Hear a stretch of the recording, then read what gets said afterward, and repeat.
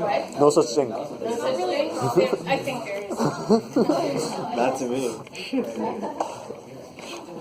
I've not had that problem. Did anyone look at the turkey bones to see? No, I didn't. Interesting vertebrate anatomy. Actually, I do have a question. Yeah. So, you know how you have dark meat and light meat, right? Yep. So we're just born like that, like we're born with the bottom half of our body being dark meat and then the top half being. Yeah. So it's an adaptation basically, and it's not the same in all animals. So, for example, the wings are not always. Well, the pectoral muscles are not always white meat. In ducks, they're actually dark meat because it's it's red muscle because they have long distance migration flight. So I have another Yeah. question. So if let's say I was born without legs and I learned how to walk on my hands, it still would be like it would still be white.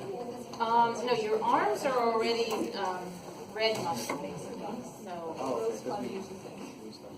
yeah, so it would be so they would be red muscle. Right. That's Don't an think interesting that's for you. question. So if you had something like a turkey that had to fly long distances, I don't think it could change from white muscle to red muscle. But over time, evolutionarily, there would be a change. I saw someone else's hand. Yeah, you had a question? Yeah. About the final, is it 2 or 3 hours?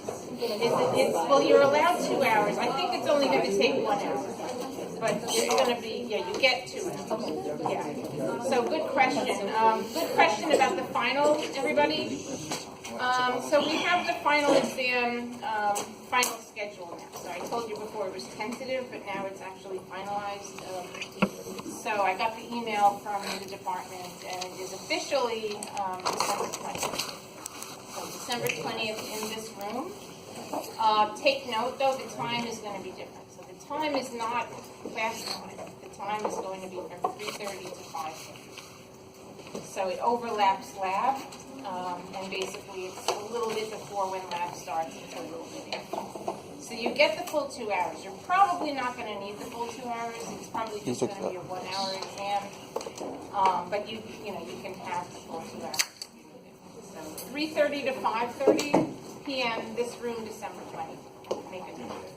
Yeah. Is the exam like cumulative, as in like an equal amount of? Equal amount? No. Technically, it's cumulative, so it's going to be like 95% stuff you have to do at the second midterm. But there could be a couple questions. Yeah, maybe 5 questions. Any other questions relative to the final exam or anything? And it will be short. So it's going to be all multiple choice except for 1 essay question, and it'll be the same as the first one. So instead of extra credit, it's going to be and I think there will be an extra credit also, but I haven't thought what it's going to be yet. That'd be nice. Yeah, so there should be one extra credit. It won't be worth that much, but there will be something. And there's an essay question that's going to be part of your grade. So you'll get an article that will be performed. So you have a week off, or you have a week between the last day of classes and the final. So I'll send it before, or I'll send it on the last day. All right, so let's pick up where we left off before the break. Talking about the circulatory system.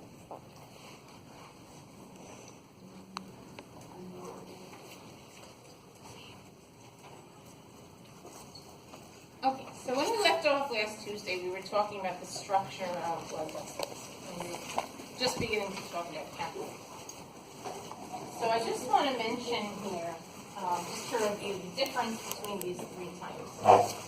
So, who can tell me the names of the 3 tissue layers of blood vessels? Yeah, the scientific names. Anyone remember? So tunica, the one that start with tunica.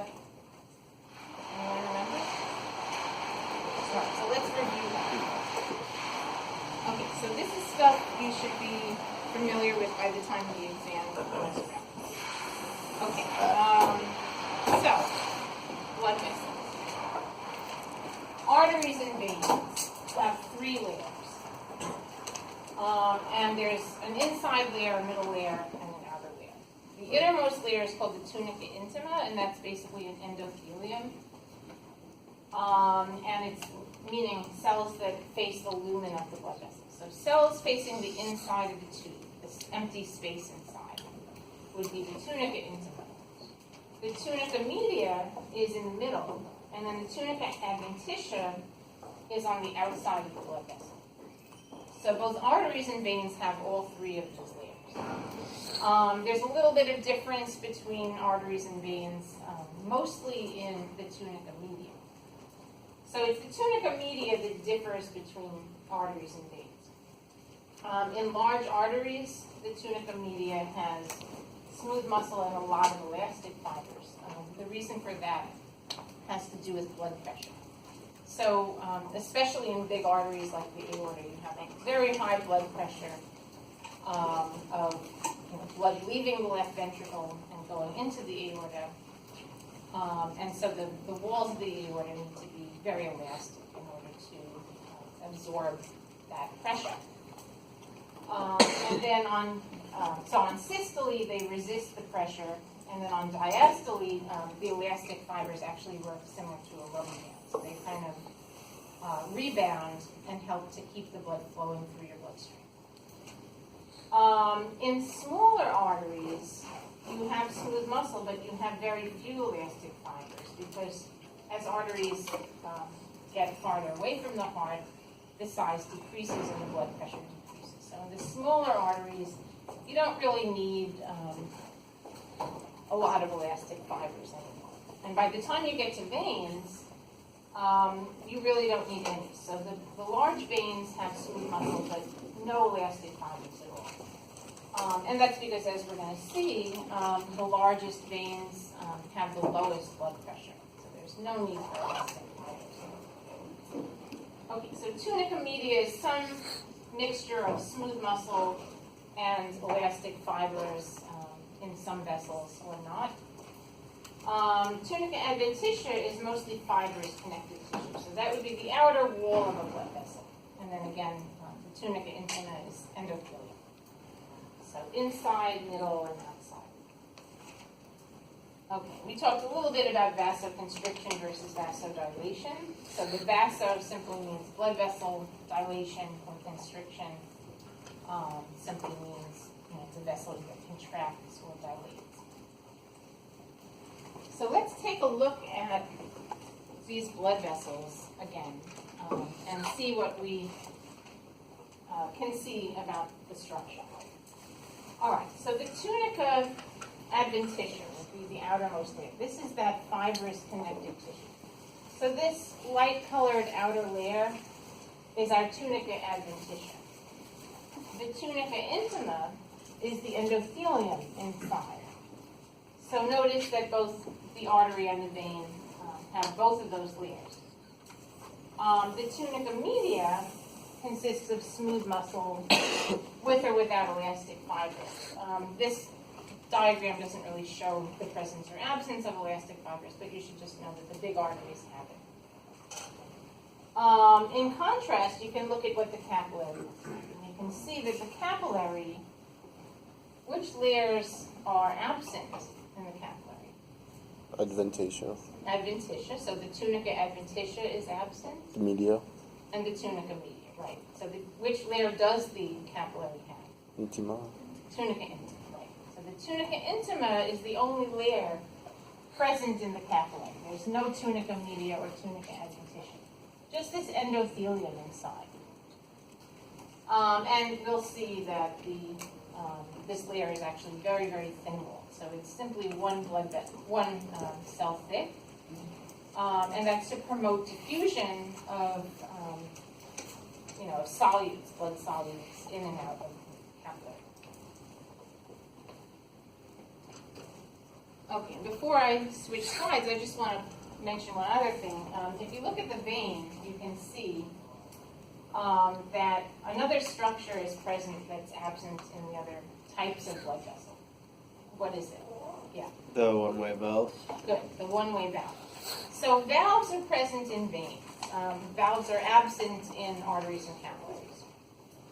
So here's this valve, and what it does is it basically prevents backflow of blood. If you think about it, large veins like your vena cava, especially the posterior vena cava or the inferior, have to fight the force of gravity. So you're standing upright, we're humans and we're bipedal.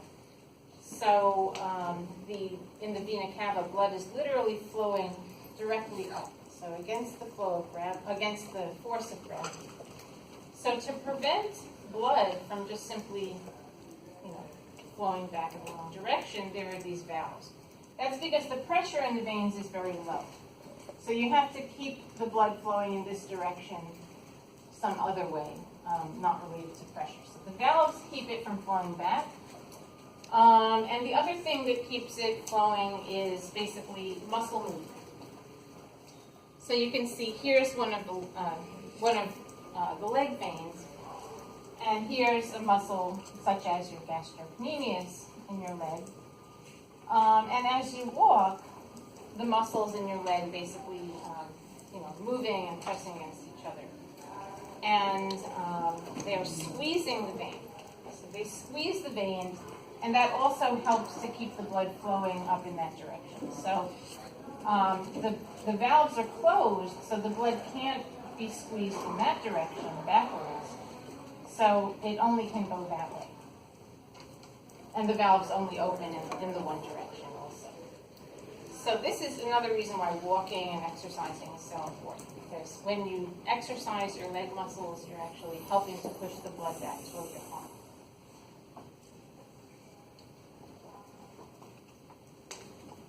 Okay, and then the other thing is arterioles and venules. So capillaries form beds in the middle, thick capillary beds.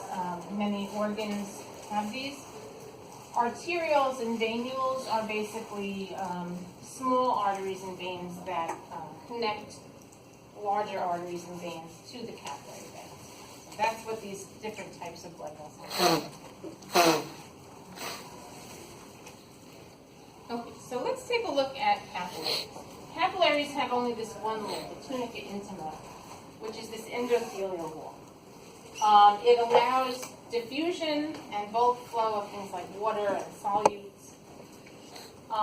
It's really just one cell thick. Every tissue has multiple sets of overlapping capillary beds. So your skin, your digestive organs, every tissue you can think of has multiple capillary beds, not just one. And as the activity of the tissue increases or decreases, you can actually add additional capillary beds, open up additional capillary beds, or you can close down capillary beds as they're not needed. So as the activity of a tissue increases or decreases, more or fewer of these overlapping capillary beds are opened or closed to regulate blood supply. So for example, when you eat a large meal, such as Thanksgiving dinner, your digestive organs are needed to digest that food. So additional capillary beds in those organs will open up. And they basically, so they open up to promote the absorption of nutrients as the food is digested. When you're finished digesting, those capillary beds will close down again, and blood will be shunted away from the digestive system. So one way that works is basically with these precapillary sphincters. So every capillary bed has small muscles. Recall that a sphincter is a circular muscle, like the pyloric sphincter or the esophageal sphincter, that basically it's a circular muscle that encircles some tube or vessel. So in this case, they are encircling capillaries.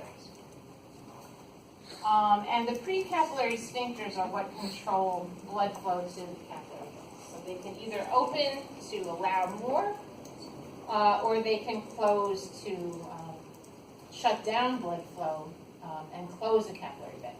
Notice that even when closed, there's always a thoroughfare channel. Another name for this is a shunt.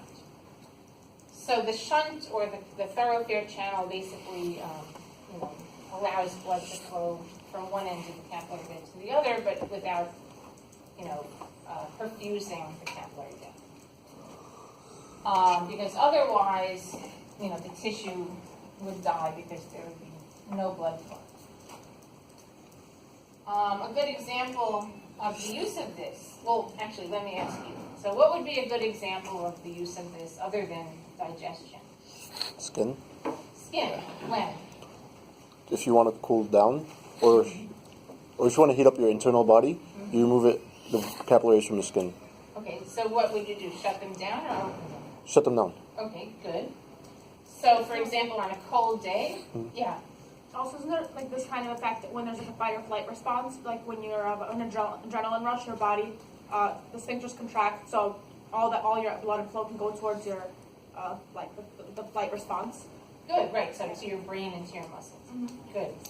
Right. So also the classic example is on a cold day you can shut down these precapillary sphincters to close off this capillary bed in your skin, and that will basically maintain core temperature. So that will maintain blood flow to your internal organs and keep the blood inside. Because heat tends to dissipate out from the skin.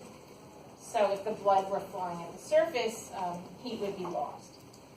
The opposite happens on a hot day when these would open and allow excess blood flow. And that's why an athlete gets kind of a flushed face and reddish.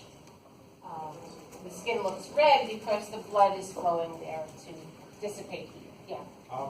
Sometimes when it's really cold, your face gets flushed too. Interesting. Yeah.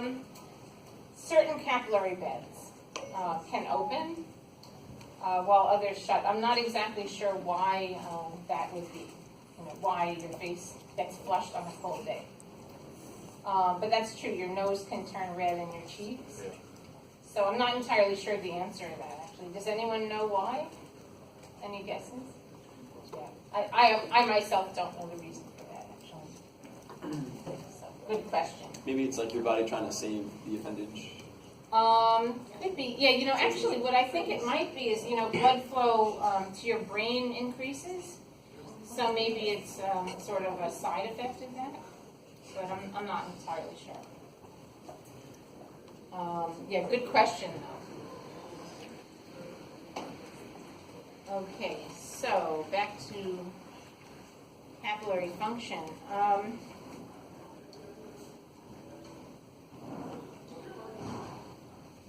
Okay, so I just want to mention how this works. All right, so you can see here's an example of a capillary. The wall is just one cell thick. And it's actually very, very porous. So there are many spaces in between the cells in the capillary wall. And that promotes the flow of water and solutes. So it tends to diffuse out into the interstitial fluid or the tissue fluid surrounding the capillary. And solutes such as salt and nutrients and hormones and things like that will flow out. And waste products will flow back in. Note that the blood cells are too large to leave. So certain things stay in the capillary. Blood cells, red blood cells, and also large proteins tend to stay inside.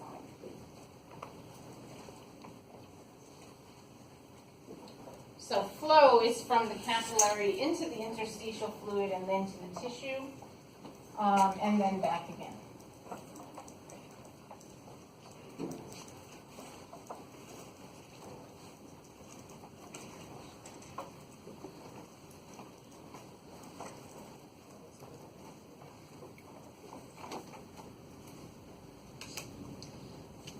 Okay, so I want to talk a little bit about the pressures driving the flow of solutes in and out.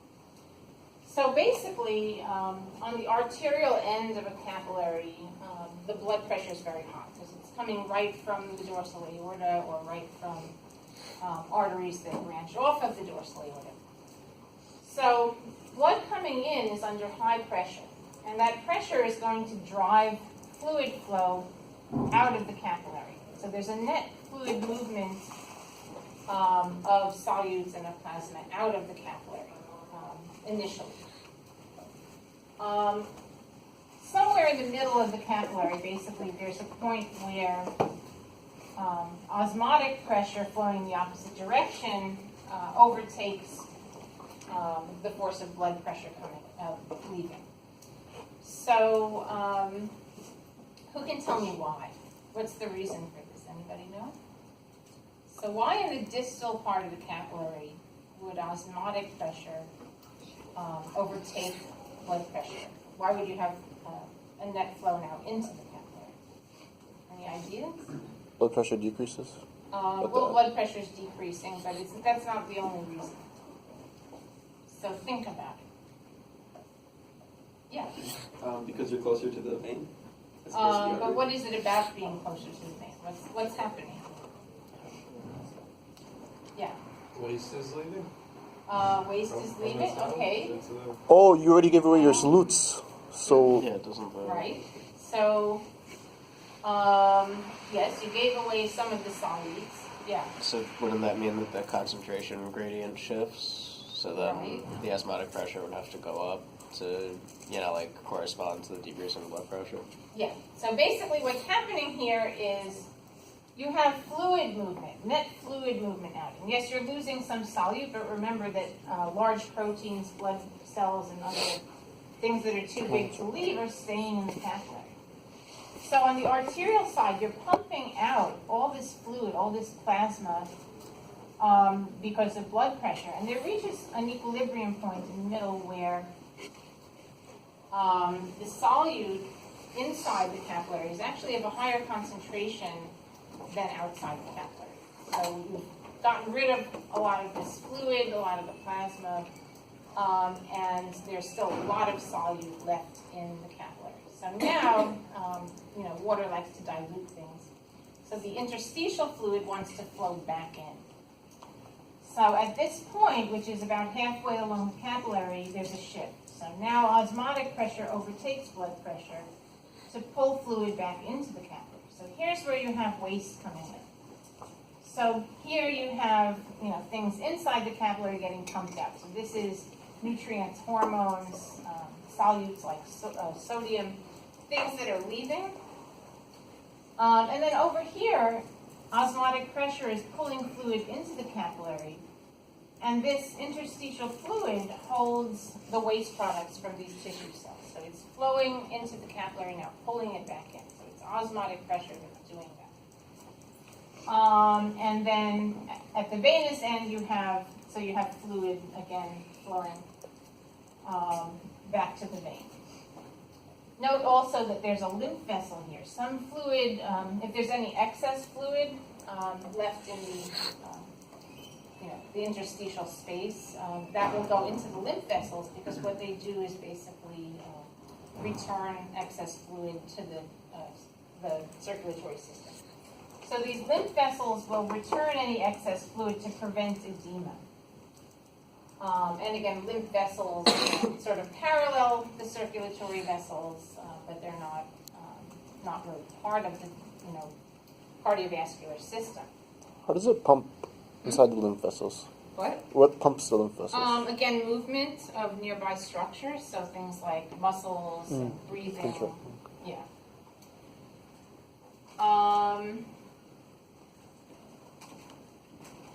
Okay. So this is what we call the microcirculation when we're talking about the capillaries, flow in the capillaries. Your capillary beds actually compose most of your circulatory system. So this is most of the blood vessels in your body. The linear extent is literally about 60,000 miles, so about 96,500 kilometers, which is huge. So 60,000 miles, if you think about it. several times around the globe, I think. Anyone know the circumference of the globe? I don't remember it offhand.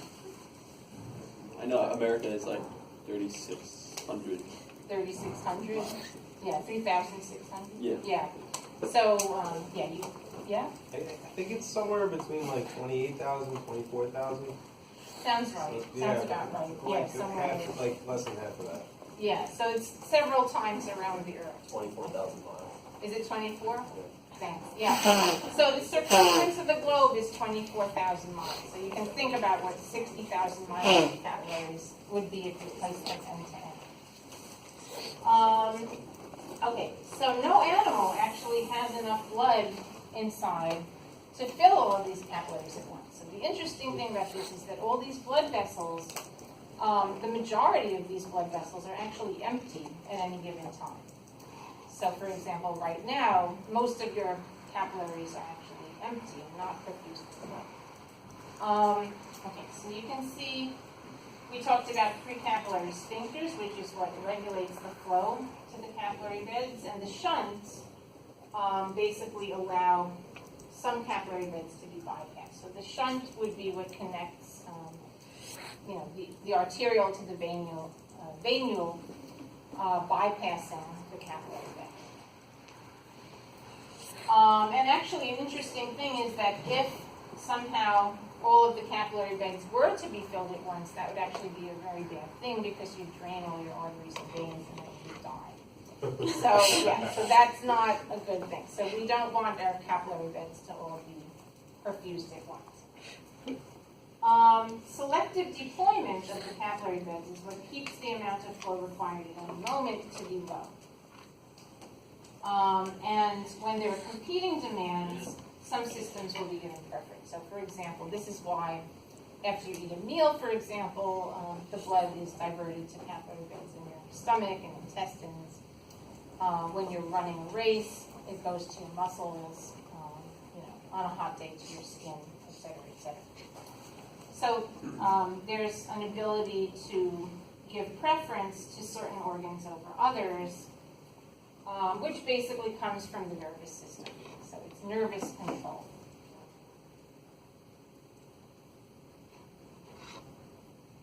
So one example would be after you eat a large meal, if you exercise too soon, you can actually get stomach cramps because the blood will, it's in your stomach and your digestive organs, and then it suddenly gets diverted to your muscles.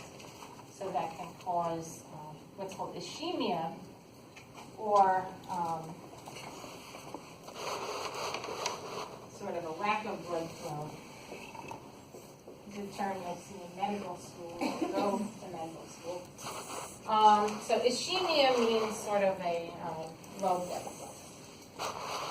And that's what happens if the blood is suddenly diverted to your muscles from your digestive system.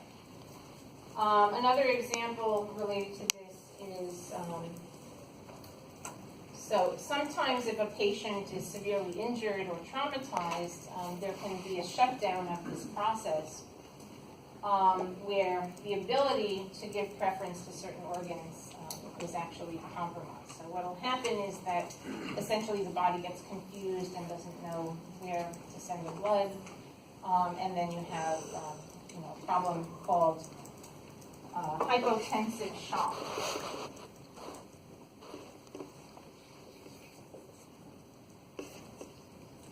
So this can happen after a severe injury, where essentially the body gets confused. So it doesn't know where to send the blood, to which capillary beds, and they all open at once, and basically, causes very low blood pressure.